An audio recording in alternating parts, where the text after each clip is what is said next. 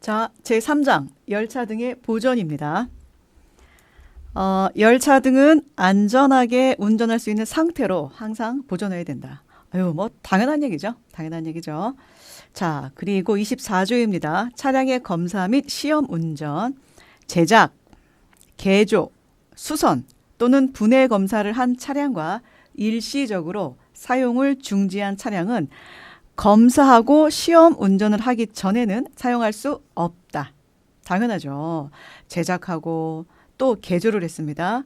또 수선을 했어요. 그리고 분해해서 검사를 한 차량과 일시적으로 사용을 중지한 차량은 일단 검사하고 시운전도 해봐야죠. 그러기 전에는 사용할 수 없다. 다만 경미한 정도의 개조 또는 수선을 한 경우에는 그렇지 않다. 그렇죠. 그냥 가볍게 보수하고 또 개조한 거는 뭐 굳이 시험 운전까지는 할 필요는 없다. 차량의 각 부분은 일정한 기간 또는 주행 거리를 기준으로 하여 그 상태와 작용에 대한 검사와 분해 검사를 해야 된다. 그래서 여러분들 그 차량 사업소 가게 되면 뭐 3Y, 뭐 2M, 3M, M이 month예요. Y는 year고요. 그래서 뭐 3년마다 하는 검사, 아니면은 뭐 매월 하는 검사, 3개월마다 하는 검사, 6개월마다 하는 검사들이 다 다릅니다.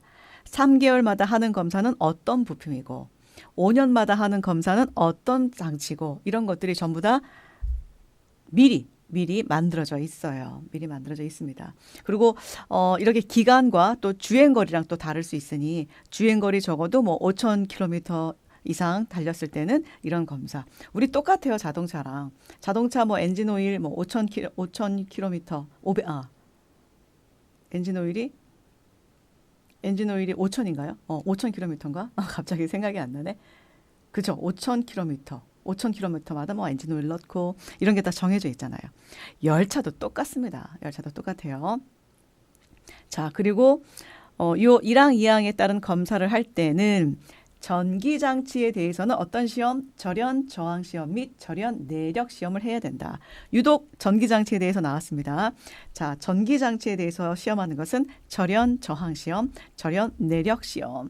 요거 뭐 보기니까 시험에 자주 나올 것처럼 보이죠? 맞아요. 자주 나옵니다. 자, 그래서 전기 장치에 대한 부분, 절연 저항 시험, 절연 내력 시험까지 했고요. 자, 그다음에 편성 차량에 대한 검사입니다. 편성 차량의 검사. 열차로 편성한 차량은 열차로 편성이 되었습니다. 열차로 편성한 차량은 자, 각 부분은 검사하여 안전 운행에 지장이 없도록 해야 된다. 뭐 당연하죠. 자, 열차로 편성을 했습니다. 그걸 1편성이라고 부르죠. 1편성 1열차. 그죠? 만약에 예를 들어서 KTX가 20량 1편성으로 되어 있잖아요. KTX가 20량 1편성입니다. 자, 그러면 우리 사무소에서는 46편성의 KTX를 운행하고 있습니다. 그러면은 몇 량이 있다는 거예요. 자, 20량 1편성입니다. 그죠? 1편성. 근데 우리 사업소에서는 46편성의 KTX를 보유하고 운영하고 있습니다. 그렇게 해요. 그럼 46 곱하기 20을 해야 되죠. 그럼 뭐예요? 2, 6, 12. 920량. 920량의 차량을 가지고 있다는 거죠. 무슨 차량? 고속철도 차량. 이렇게 여러분들 이해하셔야 됩니다. 자, 그리고 검사 및 시험의 기록. 이 기록이 참 중요한데 현장에 가면 이 기록을 많이들 소홀히 해요. 이상 없음, 이상무, 뭐 안전운행함, 뭐 이런 정도? 그렇게 쓰는 것이 아니라 기록이라는 것은 정말 그냥 지극히 당연한 것도 써야 돼요. 그래야 이 부품을 교체하고 언제까지는 정상적으로 얘가 동작을 했구나. 근데 어느 때 갑자기 불량이 되었구나. 근데 그 불량의 원인이 뭐 그리스가 누설됐고, 뭐 그리스라는 그 기름이 말라서 그렇구나. 또는 뭐 달라붙어서 그렇구나. 뭐 이런 식으로 이해를 할 수가 있는데 이 기록을 현장에서는 뭐 조도 바뀌고 교대 근무도 하고 이러다 보니까 이거를 꼼꼼하게 쓰는 사람이 거의 없는 것 같아요. 지금은 많은 교육을 통해서 많이들 쓰는 것 같긴 하지만 아무튼 그렇습니다. 자, 그래서 24조, 25조에 따라 검사 또는 시험을 하였을 때는 검사 종류, 그렇죠? 어떤 검사냐? 3회무였냐? 아니면은 1와이였냐? 자, 검사자의 성명, 자, 책임을 가지고 자, 3회무 검사를 언제 누가 했습니다. 그다음에 검사 상태 및 검사일. 검사 상태는 이러이러했고 그리고 검사일은 뭐 2024년 언제였다. 이렇게 기록하여 일정 기간 보존해야 된다. 자, 여기 보세요. 여러분 검사 방법은 없습니다. 검사 방법. 자, 누가 검사했는지, 자, 검사의 종류는 뭐였는지, 검사의 종류, 그 다음에 검사할 때 검사 상태, 그다음에 검사일은 언제였는지, 그걸 꼼꼼하게 기록해야 우리도 왜 엔진오일 교환하면 언제 교환했다, 어느 뭐 현대 오일뱅크에서 했다. 그리고 담당자 누구까지는 안 쓰지만 앞으로 5,000km를 더 추가해서 5,000km를 추가해서 언제쯤 되면 언제쯤 주행 키로가 도달하면 그때 다시 새롭게 엔진 오일을 교환해라. 이런 거 다 적어주잖아요. 똑같습니다. 똑같다고 보시면 돼요. 자, 이제 드디어 이제 운전 들어갑니다. 운전. 열차의 편성입니다. 열차의 편성. 열차는 차량의 특성, 선로 구간의 시설 상태 등을 고려해서 안전 운전에 지장이 없도록 편성해야 된다. 당연하죠. 자, 차량의 특성. 이게 뭐 무인이냐 아니면 뭐 자동 운전하는 열차냐. 차량의 특성. 그다음에 선로 구간의 시설 상태. 선로 구간이라는 게 정거장도 지하철 같은 경우도 여러분 굉장히 그 정거장 진입할 때 곡선이 되게 센 데가 있어요. 곡선이 세다고 하면은 뭐랄까 기관사 혼자 전도주시나 또 여객의 상태를 살피기 어려우니 그때는 반드시 뒤에 누가 있어야 된다? 차장이 있어야 되겠죠. 자, 이런 식으로 선로 구간의 시설 상태 등을 보면서 이런 그 전반적인 운영을 하는 거죠. 자, 이런 것들을 고려해서 안전 운행에 지장이 없도록 편성해야 된다. 차량의 특성, 선로 구간의 시설 상태 등을 고려해라. 자, 그다음에 열차의 비상 제동 거리. 열차의 비상 제동 거리는 600m 이하로 해야 된다. 자, 일반 철도에 대해서는 제동 거리가 상당히 길어요. 뭐 보통 시속 180, 뭐 200, 또 뭐 300 이렇게 달리니까. 뭐 고속철도 같은 경우는 제동 거리가 뭐 한 3에서 4km 정도 되니까. 자, 근데 이제 이 도시철도 운전 규칙에서는 숫자가 몇 개 안 나옵니다. 근데 그 숫자가 전부 시험에 나와요. 자, 그럴 수밖에 없겠죠. 시험 출제자들이 가장 좋아하는 게 숫자 변형인데 숫자가 몇 개 없으니 여러분들은 그 숫자만큼은 다 암기를 하셔야 됩니다. 자, 열차, 도시철도 운전 규칙에서 열차 비상 제동 거리는 600m 이하로 합니다. 600m 이하. 또 열차의 제동 장치. 열차에 편성되는 각 차량에는 제동력이 균일하게, 당연하죠. 균일하게 작용하고 분리 시에는 자동으로 정차할 수 있는 제동 장치를 구비해야 된다. 그렇죠? 뭐 관통 제동, 뭐 자동 제동, 뭐 공기 제동. 자, 1량서부터 맨 마지막 칸까지. 자, 첫 번째 칸부터 맨 마지막 칸까지 제동이 전부 다 관통이 돼야 되고요. 그리고 제동력도 균일하게 들어가야 되고요. 그래서 지금은 도시철도 운전규칙이지만 철도 차량 운전규칙에서는 어때요? 여객열차에 화차를 연결하지 못하게 되어 있잖아요. 왜? 여러분들이 1호차에 있는 여러분들이 저기 3, 4호차에 있는 친구를 만나러 가지 못하게 중간에 화차를 연결하는 것이 아니라 그게 아니라 물론 그런 것도 부수적으로 발생은 하지만 제동력이 다르다니까. 화차랑 객차의 제동력이 달라서 앞에서 기관차에서 기관사가 제동을 쓸 때 중간에 낀 화차가 앞에 객차를 격돌할 수가 있어요. 제동력이 달라서. 자, 근데 이제 뭐 심량 1편성 하는 이런 전동열차는 사실 또 고정편성이기도 한데 이럴 때 제동장치 같은 경우는 골고루 1호차에서 맨 마지막 호차까지 제동력이 골고루 균등하게 작용이 되어야 합니다. 자, 그다음에 분리가 된다면 자동으로 정차를 시킬 수 있는 그런 제동장치를 구비해야 됩니다. 그다음에 제동장치 시험입니다. 자, 열차를 편성하거나 편성을 변경할 때, 즉 이제 뭐 일반 철도에서는 뭐 조성인데 대부분 뭐 지하철, 전동차 운행 구간에서는 고정 편성 열차이기 때문에 편성을 변경할 일이 그렇게 많지는 않아 보입니다. 자, 운전하기 전에 제동 장치의 기능을 시험해야 된다. 철도 차량 운전 규칙에도 있어요. 그렇죠? 그리고 물론 이 부분에 대해서 자세히 열차 운전 취급 규정에도 있고요. 조성을 달리합니다. 자, 만약에 뭐 사량으로 운행이 됐던 것이 주말이야. 그래서 많은 여객들이 탈 것 같아. 그러면은 뭐 2량을 더 연결한다. 그럼 조성이 바뀌었잖아요.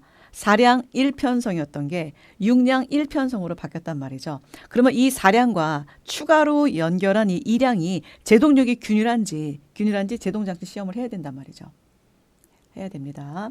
그리고 이거 말고도 또 일반 철도에서는 더 많은 또 제동 시험을 해야 된다는 그 내용들이 나와 있는데 여러분 그래서 이렇게 꼴랑 도시철도 운전규칙에 나와 있는 제동장치 시험만 여러분들 암기해서는 안 된다는 겁니다. 안 된다는 겁니다. 그래서 열차 운전 취급 규정 반드시 꼼꼼하게 공부해야 여러분들이 좀 더 자신감 있게 철도 운영 기관에서 역할을 할 수 있을 거예요. 자, 2절 열차의 운전입니다. 자, 열차 등의 운전. 자, 열차 등의 운전은 열차 등의 종류에 따라 철도안전법 제10조 1항에 따른 운전면허를 소지한 사람이 해야 된다. 이거 당연하죠. 여러분 자동차도 뭐 면허 없이 운전합니까? 열차도 마찬가지입니다. 다시 한번 해볼까요? 자, 철도 차량 운전면허 종류. 자, 첫 번째 고속철도 차량 운전면허. 자, 그 다음에 전기 1종, 제1종 전기 차량 운전면허. 제2종 전기 차량 운전면허. 그 다음에 디젤 차량 운전면허. 다섯 번째 철도 장비 운전면허. 여섯 번째 노면 전차 운전면허. 6가지가 있었죠. 자, 여기서 면허가 2개 있어야 된다. 그래야 그 차량을 운전할 수 있다. 어떤 면허? 하나, 둘, 셋. 노면 전차 운전면허였죠. 왜? 노면 전차 운전면허랑 또 도로교통법에 따른 또 운전면허를 다 2개를 가지고 있어야 자, 도로 위에서 노면 전차는 운전하니까 2개를 다 가지고 있어야 되죠. 그렇죠? 자, 운전면허를 소지해야 되는데 다만 자, 32조 2에 따른 무인운전의 경우에는 그렇지 않다. 왜? 무인운전. 자동운전이 아니라 무인운전입니다. 무인운전은 뭐다?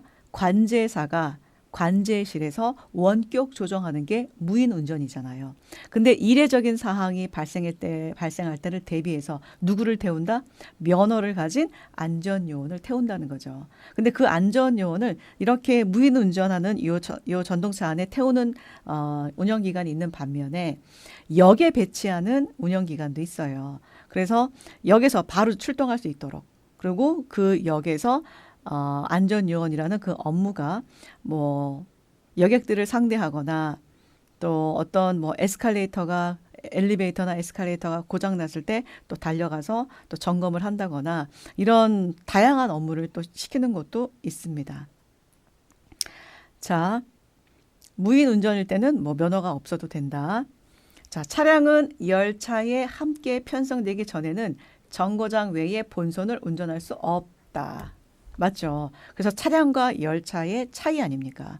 여러분들 모든 걸 다 열차라고 부르면 안 되고 모든 걸 다 차량이라고 부르면 안 되죠. 열차는 뭐예요? 정거장 말고 정거장 밖에 정거장 외에 본선을 운행할 목적으로 조성된 차량이잖아요. 열차는 뭘 달고 열차 번호를 달고.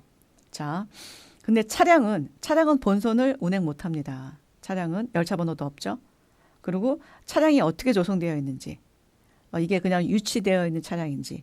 그러나 이 차량이 앞으로 이제 본선을 운행할 열차와 이렇게 연결이 되어 있을 때는 그때는 이제는 하나의 열차가 되는 거죠. 더 이상 차량이 아니라. 자, 다만 차량은 열차와 함께 편성되기 전에는 정거장 외 본선을 운전할 수 없는데 다만 차량을 결합, 해체, 즉 조성을 말하죠. 조성은 연결하고 분리하는 작업이니까 차량을 결합, 하거나 차선을 바꾸는 경우, 이판 또는 그 밖에 특별한 사유가 있는 경우에는 그렇지 않다. 자, 우리 철도 차량 운전 규칙에서도 2판을 할 때 정거장 외 본선에 걸치는 2판이 있었어요. 그렇죠? 본선을 막 마음대로 쓰면서 2판을 하겠다는 것이 아니라 부득이한 경우 정거장 밖으로까지 나가서 2판을 할 수밖에 없는 상황일 경우에는 그때는 인정하겠다. 대신 충분한 안전조치와 또 때로는 뭐 관제사의 승인을 받아서 이렇게도 진행할 수 있다는 거죠. 여기도 똑같네요. 정거장 외에 본선을 운전할 수 없는데 뭐가 차량이 그러나 차량을 결합 해체하거나 결합 해체는 뭐예요? 연결하고 분리하는 조성 작업이죠. 또는 차선을 바꾼다. 이게 전선 아닙니까? 전선, 바꿀 전, 선로를 바꾼다. 근데 이거를 우리는 이동. 그래서 이걸 다 합쳐서 우리는 이판 이렇게 부르지 않습니까? 그렇죠? 차선을 바꾸는 경우 또는 그 밖에 특별한 사유가 있는 경우에는 본선에 운전할 수 있다는 거죠. 본선으로 나갈 수 있다는 거죠.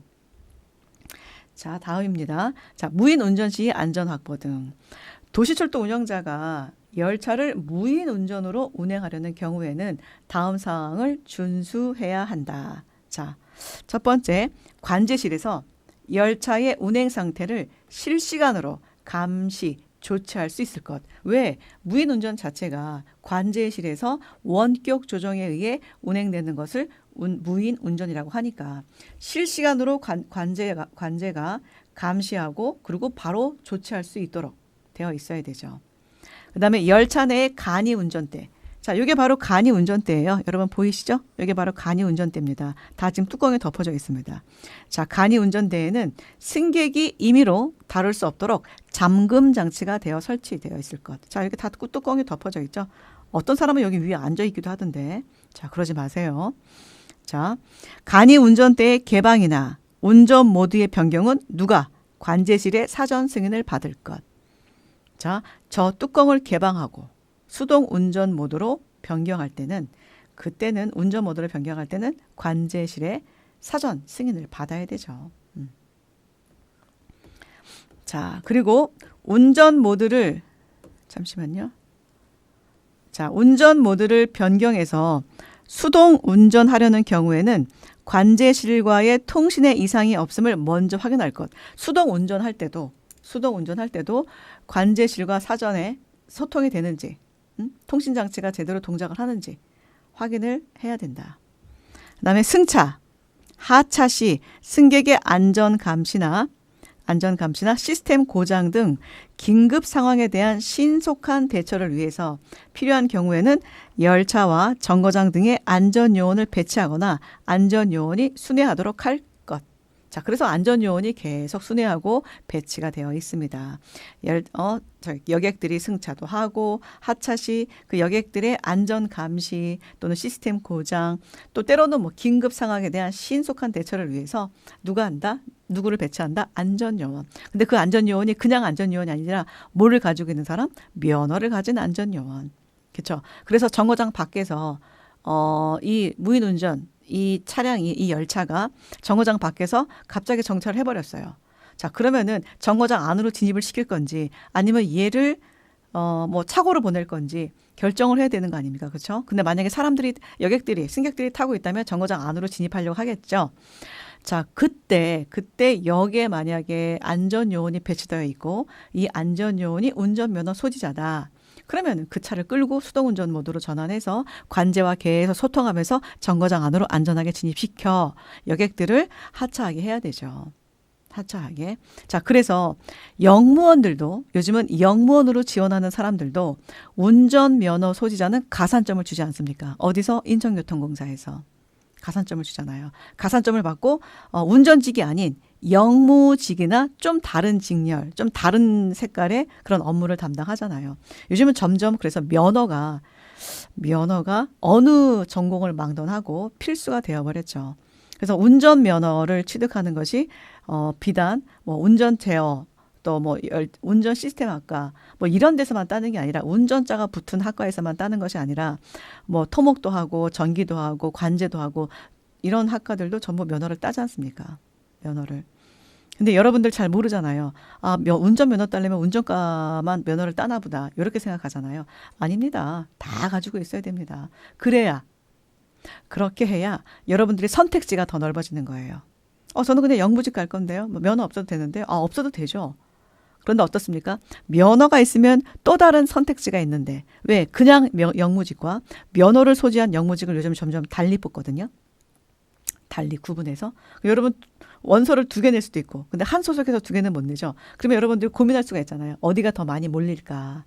그리고 어디가 더 합격의 또 가능성을 높일까? 이렇게 고민을 하잖아요. 근데 고민 안 하고 그냥 넣었다가 뭐 100대 1, 200대 1 그러면 이제 또 광탈을 하는 경우도 있고.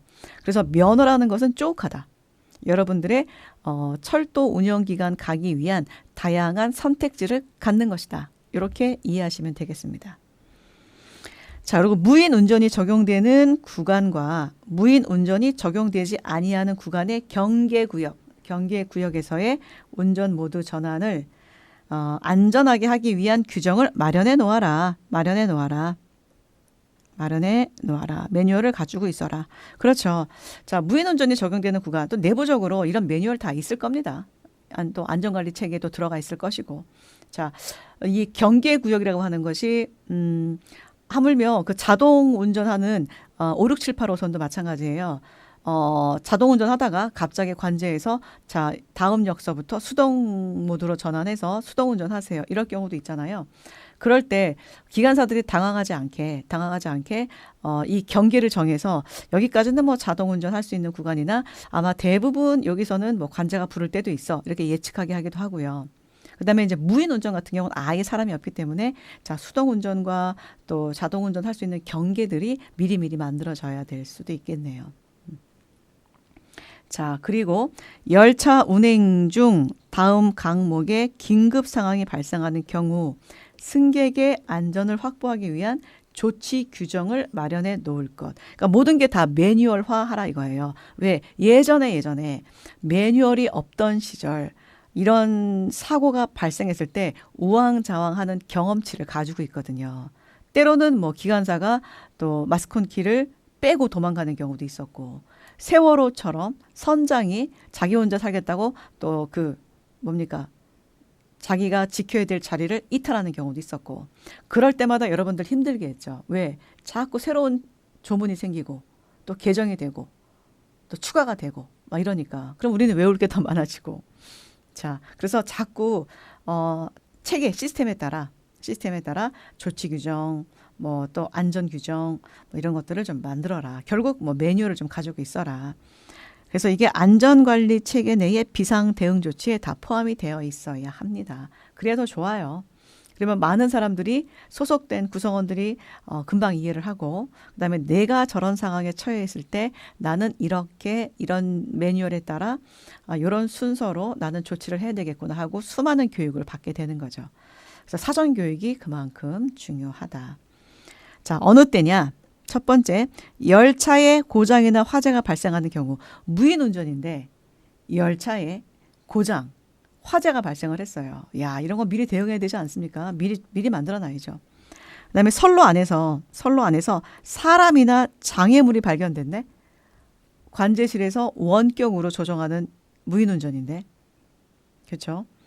그다음에 그 밖에 승객의 안전에 위험한 상황이 발생했을 때, 자, 기관사가 있어서 수동으로 운전하는 경우랑 기관사도 없이 또 안전요원이 배치되지 않고 열차 내에 배치되지 않고 역에만 배치돼서 아무도 없을 때. 근데 이때 물론 실시간으로 관제실에서 지금 열심히 감시하고 있죠. 근데 뭐 열차 고장이나 화재가 발생했어. 그리고 사람이나 장애물이 선로 안에서 발견이 됐어. 그러면 비상정차 때려야 되잖아요. 자, 그다음에 승객의 안전에 위험한 상황이 발생됐어. 자, 이럴 때 어떻게 하려고요? 위에서 원격 조정하는데. 이때 어떻게 하겠다 하는 매뉴얼을 가지고 있어라. 매뉴얼을 즉 안전관리 체계 내에 그 비상시 조치, 비상 대응 조치에 전부 다 체계적으로 가지고 있어라. 그래야 대응을 할 수 있지 않겠냐. 이런 의미입니다. 자, 그래서 무인운전이 처음에 일본에서 무인운전이 이제 운행됐을 때 무인으로 승객들이 안 탔대잖아요. 불안해서. 승객들이 안 탔다고 합니다. 기관사가 없는. 요렇게 보고 운전실에 기관사가 있으면 타고 없으면 안 타고. 근데 그거를 이제 운영사 측에서 알아서 인건비가 많이 들어가는 기관사가 아니라 인건비가 전혀 들지 않은 뭐 우리말로 치면은 뭐 알바생 정도 운전실에 앉혀놓고 운행을 하니 그제서야 사람이 믿고 열차를 이용하더라. 이런 말도 예전에 들었던 기억이 나요. 그래서 이제 무인 운전의 이제 현실인데 지금은 워낙 많은 운영 기관에서 특히나 이제 경전철 기관에서는 무인으로 이제 운행이 되다 보니까 많이 익숙해진 것 같아요. 자, 1시간 동안 여러분들 수고 많으셨습니다. 자, 열차의 운전 위치부터는 다음 시간에 이어서 진행하도록 할게요. 여러분 수고 많으셨습니다.